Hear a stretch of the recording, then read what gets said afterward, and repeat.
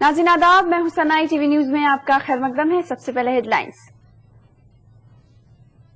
बाबा रामदेव ने सोनिया और राहुल के खिलाफ इस्तेमाल किए नाजेबा अल्फाज, सियासी जमातों ने की मजम्मत। सोनिया ने अपोजिशन को बनाया निशाना, गंगा जमनी तहजीब में तफर्रुका डालने का आयद किया इल्जाम। T20 वर्ल्ड कप में टीम इंडिया और ऑस्ट्रेलिया के दरमियान मुकाबला आज, धोनी एंड कंपनी के हौसले बुलंद। और ईटीवी बंगला न्यूज के रिपोर्टरों, स्टिंगरों का पहला वर्कशॉप, जगदीश चंद्र ने किया खिताब।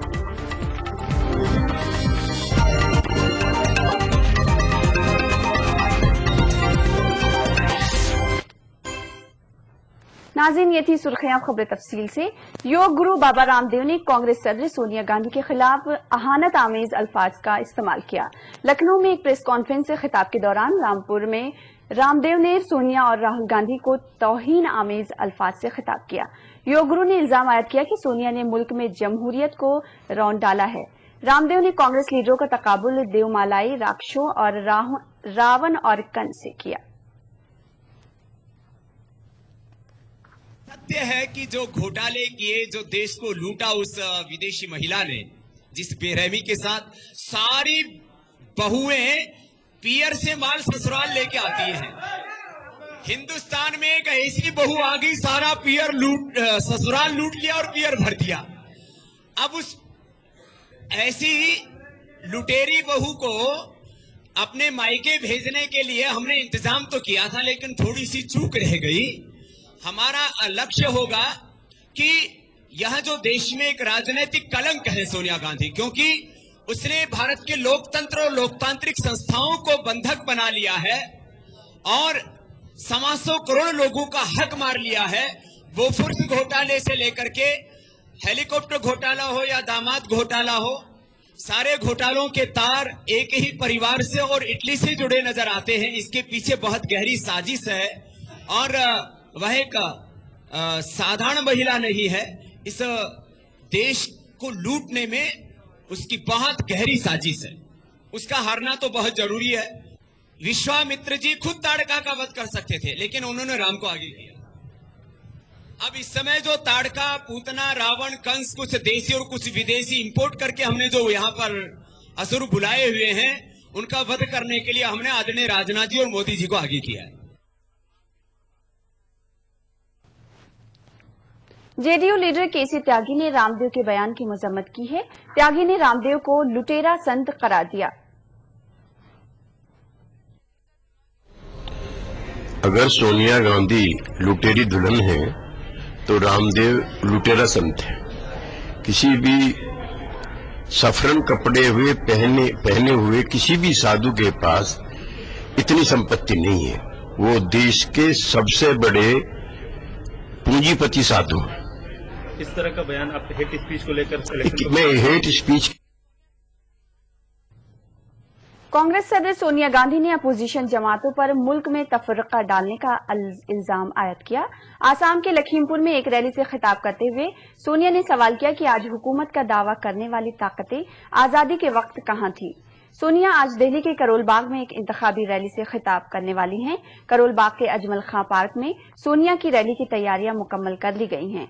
दिल्ली में 9 अप्रैल को पोलिंग होनी है। काबिल गौर बात यह है कि हालिया असेंबली इंतखाबात में कांग्रेस को दिल्ली में जबरदस्त शिकस्त हुई थी।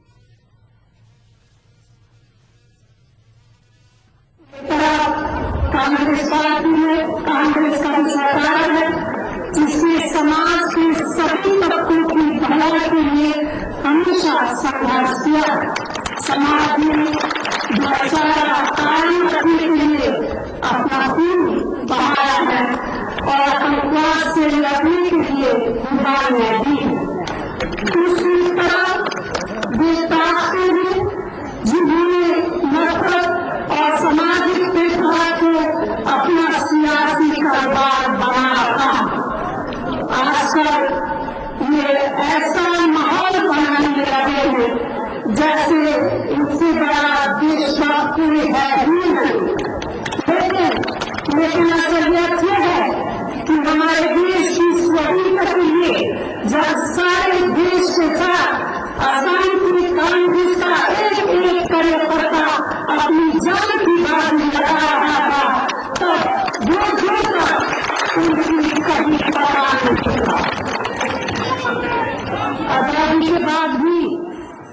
को बनाने में, रचनात्मक कार्यों में सहयोग करने की बजाय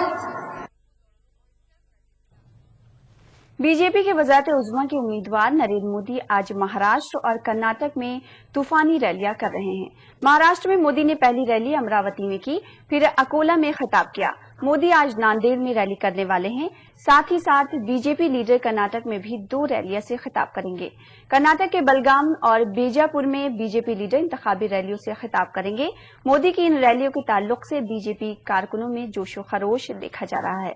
महाराष्ट्र के अकोला में खिताब करते हुए मोदी ने कांग्रेस को निशाना बनाया।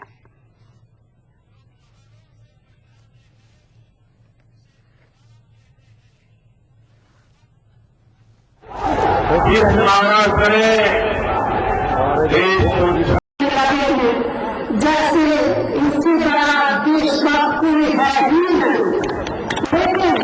लेकिन असलियत यह है कि हमारे देश की स्वाधीनता के लिए जब सारे देश के साथ अशांति कांग्रेस का एक कार्यकर्ता अपनी जान की बाजी लगा रहा था, तब दूसरों का उनकी कभी पता नहीं चला। आजादी के बाद भी देश को बनाने में, रचनात्मक कार्यों में सहयोग करने की बजाय बीजेपी के वज़ारत उज़्मा के उम्मीदवार नरेंद्र मोदी आज महाराष्ट्र और कर्नाटक में तूफानी रैलियां कर रहे हैं। महाराष्ट्र में मोदी ने पहली रैली अमरावती में की, फिर अकोला में खिताब किया। मोदी आज नांदेड़ में रैली करने वाले हैं। साथ ही साथ बीजेपी लीडर कर्नाटक में भी 2 रैलियों से खिताब करेंगे। कर्नाटक के बलगाम और बीजापुर में बीजेपी लीडर इंतखाबी रैलियों से खिताब करेंगे। मोदी की इन रैलियों के ताल्लुक से बीजेपी कारकुनों में जोश व खरोश देखा जा रहा है। महाराष्ट्र के अकोला में खिताब करते हुए मोदी ने कांग्रेस को निशाना बनाया।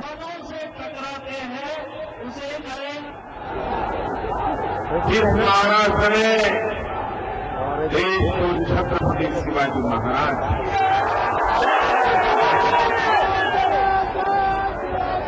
सुशासन की नींव रखने वाले छत्रपति शिवाजी महाराज, राष्ट्र रक्षा के लिए नई नई योजनाएं बनाने वाले छत्रपति शिवाजी महाराज।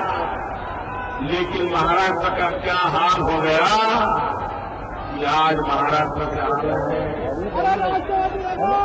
आदर्श लोटा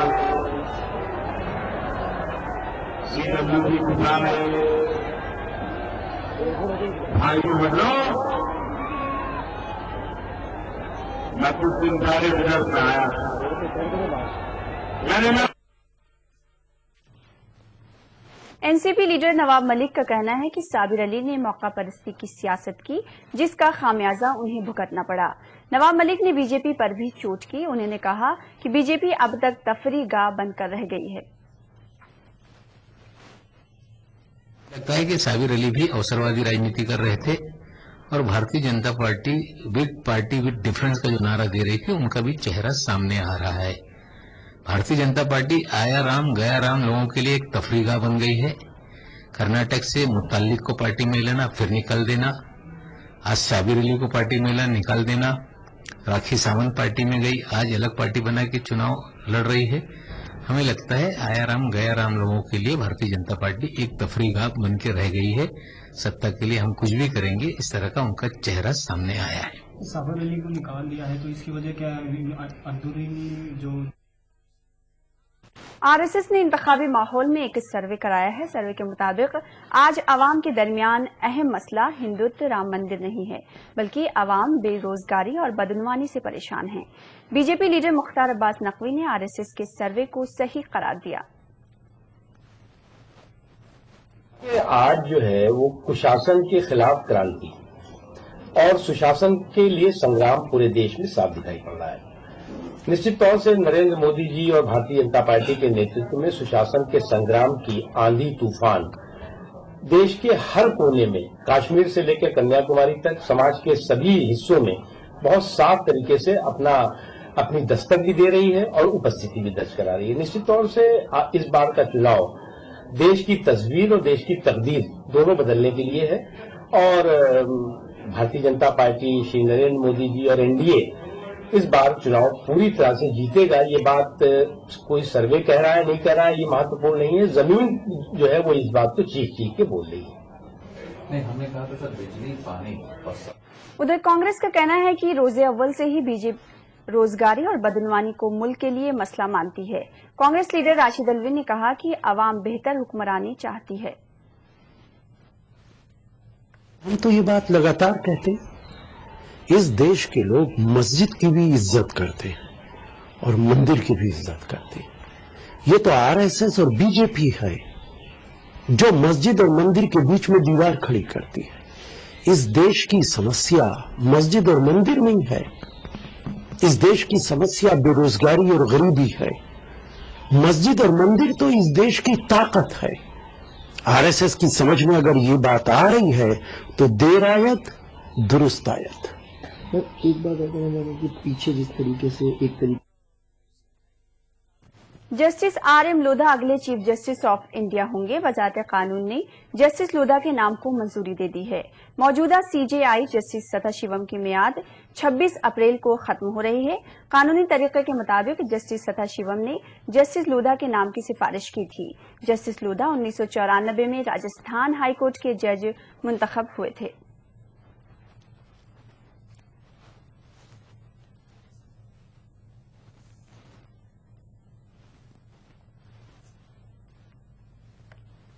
खबरों का सिलसिला जारी रहेगा, वक्त है एक ब्रेक का।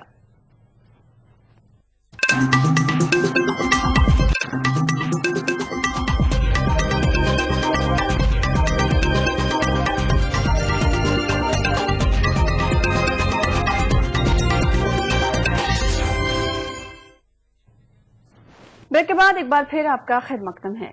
जेडीयू ने शिवहर से रियासती वजीर अक़लियती बहबूद शाहिद अली खां को मैदान में उतारा है। इससे कबल जेडीयू ने शिवहर से साबिर अली को मैदान में उतारा था। साबिर अली की बगावत के बाद ये नशिस्त खाली थी।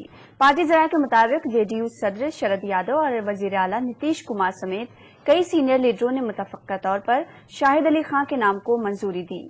शाहिद अली खां नीतीश काबीना में वाहिद मुस्लिम चेहरा हैं।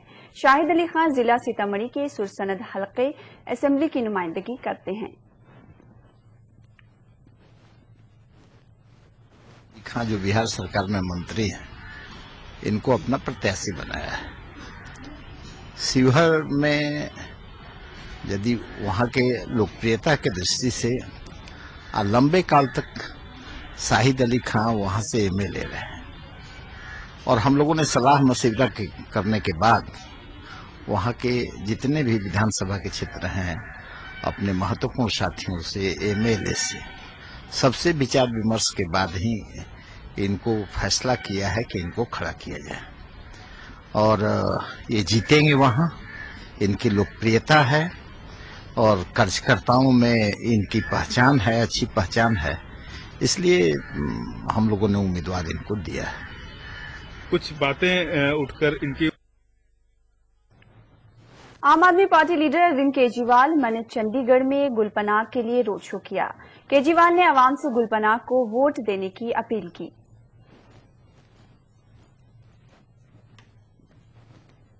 दोस्तों, यहाँ पे 3 कैंडिडेट खड़े हो रहे हैं। यहाँ 3 कैंडिडेट खड़े हुए हैं, एक किरण खेर, एक पवन बांसल और एक गुलपनाग। पवन बांसल के बारे में सारे जानते हैं।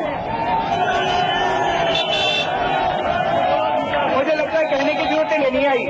मैं तो मोदी जी की झोली में एक सीट डालने के लिए आई हूँ। अब चंडीगढ़ वालों को तय करना है कि चंडीगढ़ वाले उनकी जागीर बनना चाहते हैं क्या? मोदी जी की जागीर है क्या चंडीगढ़? किरण खेर की जागीर है क्या चंडीगढ़? इन सब लोगों को जाना पड़ेगा कि 1947 में देश आजाद हो गया था। अभी आप जागीर नहीं समझ सकते। यहाँ पे नेता सेवा करने के लिए आते हैं। गुलपनाग यहाँ पे सेवा करने के लिए आई है, अरविंद केजरीवाल की झोली में सीट डालने के लिए नहीं आई। खबरों का सिलसिला जारी रहेगा, वक्त है एक और ब्रेक का।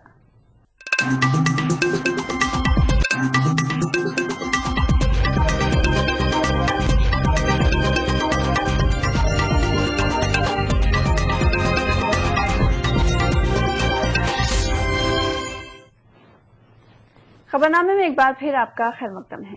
बीजेपी के खाजिन पीयूष गोयल का कहना है कि मोदी एक बेहतरीन एडमिनिस्ट्रेटर हैं जो मुल्क को बेहतर तरीके से हुकूमत चला सकते हैं। मुंबई में एक प्रेस कॉन्फ्रेंस से खिताब करते हुए गोयल ने कहा कि आज मुल्क को मोदी की जरूरत है। Risen from amongst the people, he has risen, he has seen the suffering of the people, and he knows how to run a state.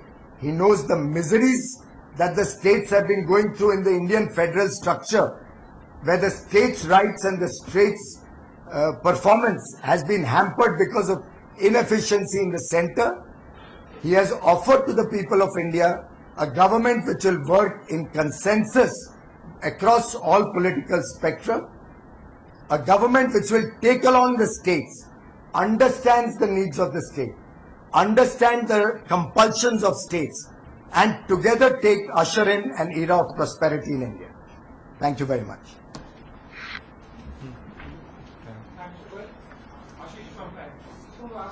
What makes you believe that the so-called wanted Gujarat model you will be able to practically and successfully implement as far as the national level is concerned? Second, the Congress party, including the Vice President Rahul Gandhi, has been of the opinion that the nation should not choose only economic policies if at all it's successful, as you say, over the other issues like communalism, democracy, and social issues. Well, thank you very much. That's a very good question. Obviously, there is no one-size-fits-all in the economy. We do understand the compulsions of a state vis-a-vis the requirements at the center. But the fact is, the DNA of India does not change whether it's in Gujarat, Maharashtra, Orissa, or the center. He runs the state government with the same officials. The same IAS officers run his bureaucracy. The same IPS officers run his police force. The people of Gujarat are a part of the national milieu that we have in India. I think government is about trust. I think running a government is about believing in the ability of your colleagues, believing in the ability of your bureaucracy, and trusting them to do a good job. Keeping in mind that people who do not perform, or wherever there are instances of misgovernance, there should be the deterrent of swift action, there should be the deterrent of effective action. I think what he has been able to do in Gujarat is set processes in place, and transparent processes which are easy to administer, which are easy for the people to follow, which are easy for the people to not only follow but follow honestly. And being a process-driven person, I think Mr. Modi very strongly believes in management by exception. He does not believe that every file has to be escalated to the Chief Minister or in Delhi to the Prime Minister. He believes the job of leadership is to set systems in place, is to set the right people at the right place, and then give them the ability to run the departments or the ministries or the work given to them. I think he has done it successfully in Gujarat. I believe he will be able to do it successfully in the center, keeping in mind his broad parameters or guiding principles, which are minimum government, maximum governance, which he has elaborated in many speeches. He believes it is not the job of government to interfere in people's lives and their businesses. He believes it is important to let entrepreneurship flourish, and the job of government is proper regulation, and the job of government is to act as a deterrent against misuse of government laws and remedies. It is also important that one should focus on outcomes rather than only outlays, and he has demonstrated that in Gujarat extremely well. He runs his projects on time, he completes his projects within budgeted costs, he effectively oversees implementation, not by micromanaging, but by focusing on the big picture. If the projects are run efficiently, without corruption, and within cost parameters, he's a non-interfering Chief Minister. I think that's what the nation and the people want. They want outcomes. They don't want railway lines, which are going on 40 years A railway line initiated in 1975 is still not completed. You have ONGC, you have oil and gas projects which for years remain under cost and time overruns. I think what is required is sincerity and honesty of leadership. The rest will follow because you and I are the people who will implement it. The people of India have resilience to implement good policy if the policy is honest and transparent. As regards the other subjects you raised, communalism, democracy, I think there is no better example than his government, which has had a riot-free administration for 12 years, which has effectively tackled every problem that came in his state. In fact, the BJP is the only party which has internal democracy. You are all the time attacking us for our internal democracy. You are all the time raising questions on us for the fact that even I, as a small Karyakarta, can demand or can ask questions of my leadership. Which other party in India? A common worker can become the president of the party or can become the prime ministerial aspirant of the party or of the nation. Which other party is there where a small Karyakarta can also ask a leader a question and demand an answer and be listened to? I think that is the strength of a truly vibrant democracy, and the BJP's track record in that has been exceptionally transparent and open, and we are very proud of it. Well, because it's a very well thought of manifesto. We have a very illustrious leader, Shri Dr. Murli Manohar Joshi, who I believe is one of the most renowned economists we have in India. He's going through it in very great detail. We have crowdsourced suggestions from all across India. We got 42,000 inputs for the manifesto. And 42,000 inputs from across India, across sectors, across subjects, which reflect the aspiration of people. We have gone through in great detail all the suggestions, all the recommendations from different state units. So we believe we'll be able to come out with a credible manifesto. Unlike a manifesto which I was reading from the Congress, which is full of rights and entitlements, rather than telling us how they will create jobs, how they will turn around the economy, how they will truly stop corruption, how they will provide effective leadership to the nation. A party which does not even have a leader they can project as a prime minister certainly cannot provide effective leadership to the nation.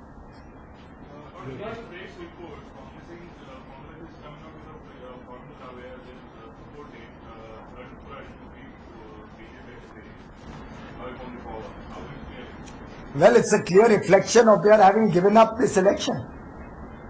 We can very clearly see that the Congress today has announced that they are out of the race. They have announced that they do not even see themselves getting 3-digit number in this election. And therefore it is very obvious that in their thirst for power and in their desperate election commission ने अखबारों और news चैनलों के जरिए इंतखाबात से कबल कराए जा रहे ओपिनियन पोल्स पर पाबंदी लगाने से इनकार किया है। इलेक्शन कमीशन ने वजारत कानून को इस जिम्न में कानून बनाने को कहा है। वाज़ेह है कि वजारत कानून ने इलेक्शन कमीशन से इख्तियारात का इस्तेमाल करते हुए ओपिनियन पोल्स पर पाबंदी लगाने का मुतालबा किया था।